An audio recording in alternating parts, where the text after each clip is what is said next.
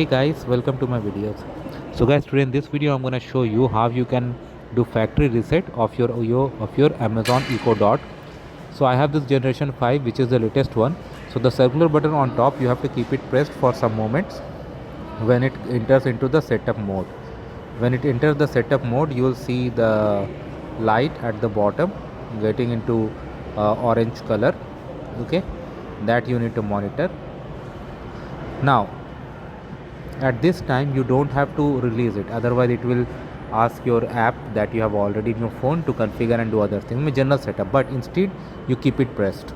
You have to keep it pressed for like 15 to 20 seconds until it says that until you hear the message that now it is doing factory reset, which will further take a minute.